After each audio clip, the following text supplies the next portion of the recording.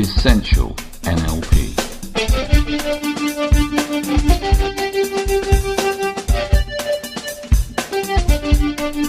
Practical skills for a great life.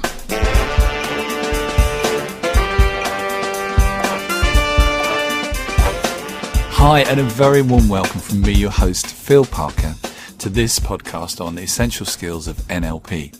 This is a series of 10 free podcasts introducing the fascinating field of NLP, that's Neuro-linguistic programming. If you like the podcast, you can get the rest of the entire series available from philparker.org, and you'll find full instructions of how to purchase them at the end of this podcast. This is Essential NLP Skills. This is podcast 3. For those of you who've been following me so far, you'll know that we've had an introduction to NLP and what we're covering. And we started to look at some very specific techniques and approaches within NLP because this amazing field has got so much to offer you. And the two things we looked at to start off in the last podcast, that's number 2 if you haven't seen it already, was rapport.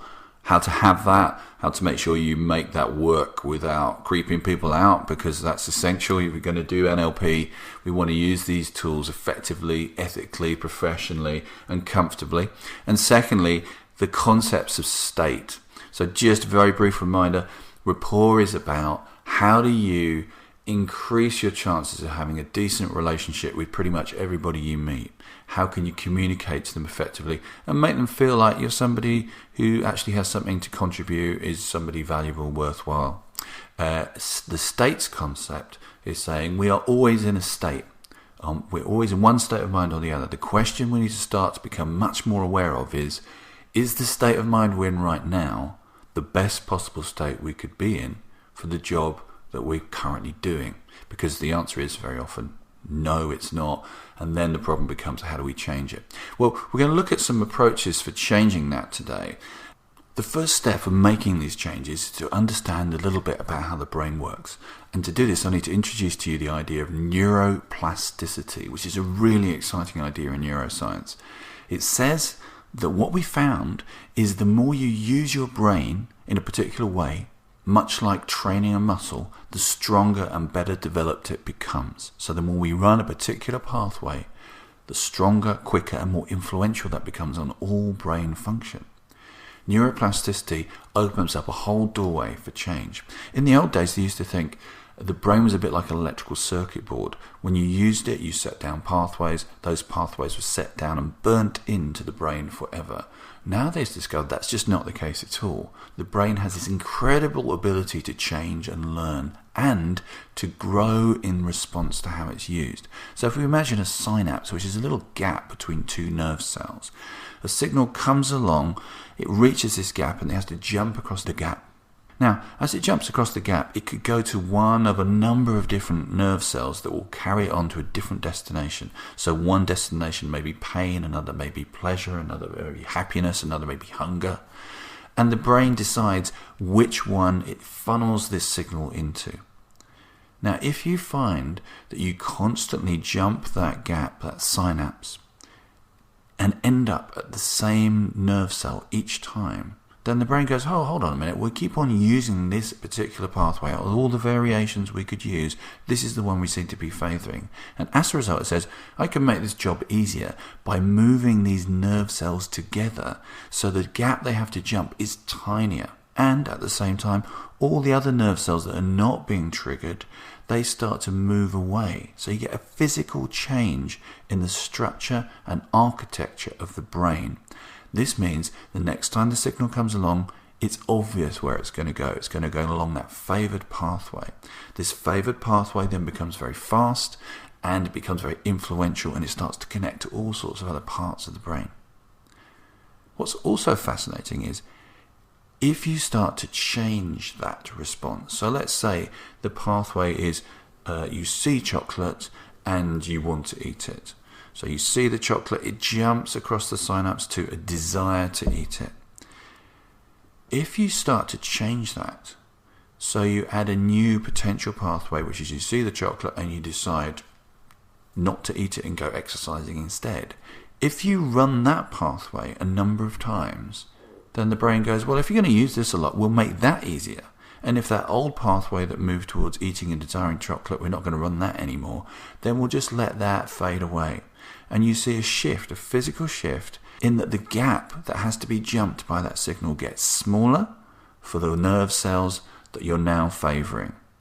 So the chocolate desiring nerve cells move away, and the ones that say, no, I don't want chocolate, I'm actually going to exercise, move closer to that signal of seeing chocolate.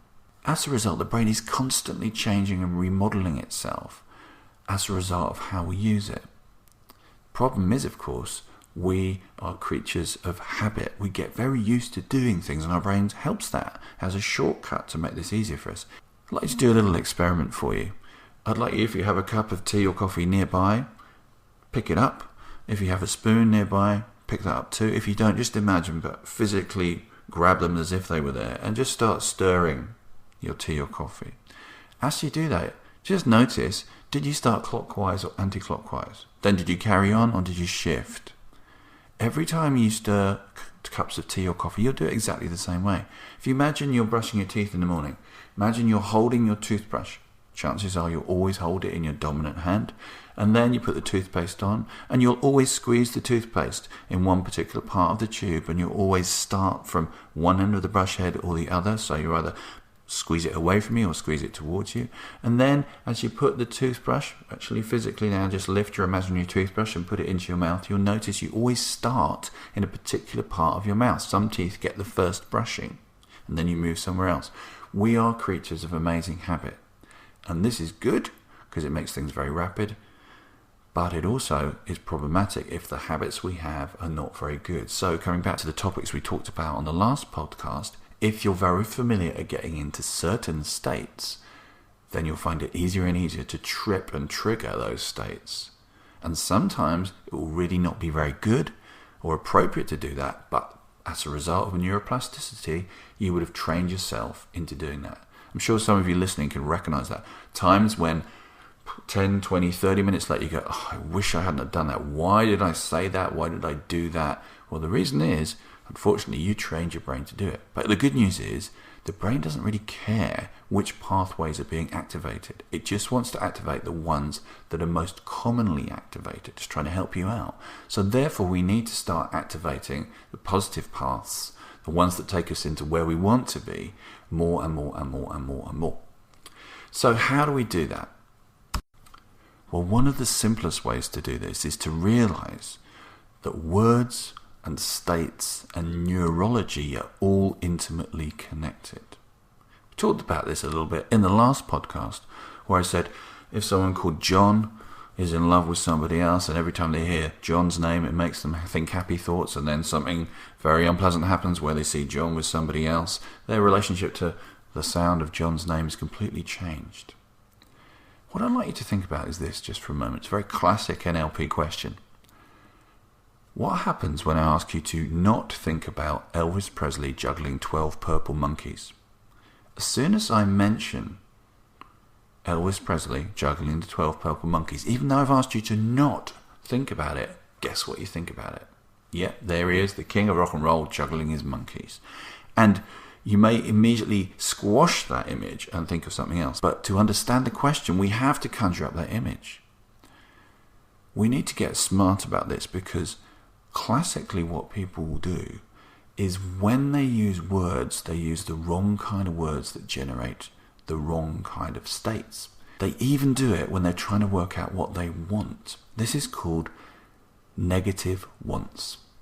So if you say, what do I want? I want to not be angry. What you actually do with the word angry is you trigger the neurology of anger, which of course makes it easier to feel anger. But people do this all the time. It's one of the most common things I have to work with people on. They so consistently, when they ask themselves, what do I want? They answer with a negative, saying, I don't want this, which neurologically propels them towards getting that. So I can't count the number of times when I ask people, what do you want? They say, I don't want to be stressed. I don't want to be anxious. I don't want to be ill. I don't want to be guilty. I don't want to be jealous. I don't want to be envious.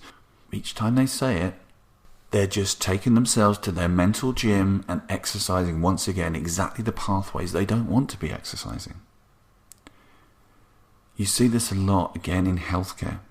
I was asked to work with some brilliant pain consultants who'd found that they'd got some clients who had reached the end of the road with medical pain care. They were on strong opiates, the strongest drugs you could have, and they were still in pain. They came to see me, and I helped them using NLP and the lightning process to get them off these drugs and to get them pain-free. And they were very intrigued as to how I did that. And they said, "Can you help us?" And I said, "Yeah, I'm sure there's loads of stuff we can do." And the thing I look at, usually, first of all, is people's language. When people came to see the pain consultant, they had a lot of pain, and it wasn't surprising that they spent a lot of time thinking about pain, because if you have pain, of course you do. That unfortunately activates all the wrong neurology. And then they get a letter, and the letter says, "Please come to our pain clinic." So they turn up and they park their car in the pain clinic car park. That's the second time it's been mentioned. They go into the pain reception room, number 3. The pain receptionist, number 4, says, "Please take a seat in our pain waiting room, number 5, and fill in this form about your pain, 6. Then they walk down the corridor to a door that says pain consultant, 7.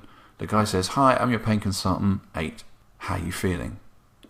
And the answer, of course, is, "I'm in a lot of pain." It's been researched by Dr. Weiss in Germany about this, where they find that if you say the word pain or words related to pain, it increases the activity of the pain processing centers, which means you're more likely to experience pain. So if you've just been listening to this podcast and you have pain, I have to apologize because I've mentioned the word pain so many times. So instead, I'd like to think about the other words. Now, this is interesting. If you talk to people who have that particular symptom, they find it very difficult to work out what they want without referring to pain. But what was even more fascinating was when I asked the consultants, I said, "I'm going to give you 15 minutes to come up with some words of the things you want for your patient group, but you're not allowed to mention the word pain." It took them 15 minutes, and they came up with this. What they want for their clients is pain relief. Now, clearly that contains the word pain, and so once again re-triggers the experience neurologically and physically of pain. I'd like to spend a few moments for a minute and think about what is the opposite of pain. How can we express what we want without using the P word? If you have stuff going on in your life, and most of us do, think about what you want. First step is make sure it is something that is expressed in positives, in what you want. Neurologically, this is absolutely the most significant thing you can do, because your words are linked to your states and your neurology. So today we've looked at neuroplasticity.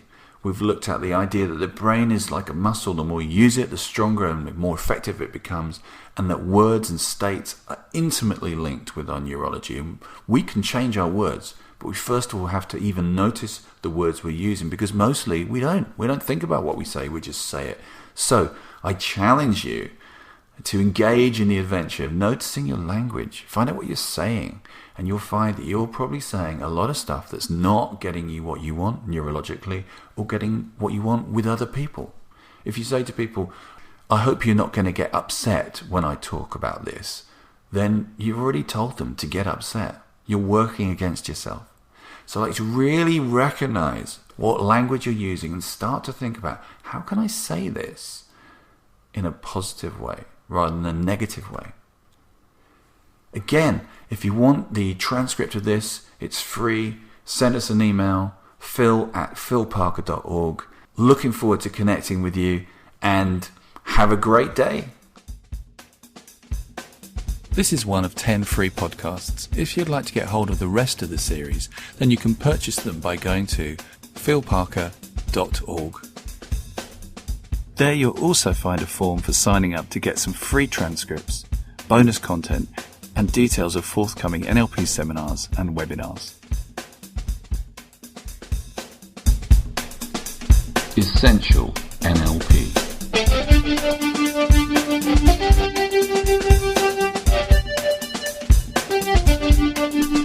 Practical skills for a great life.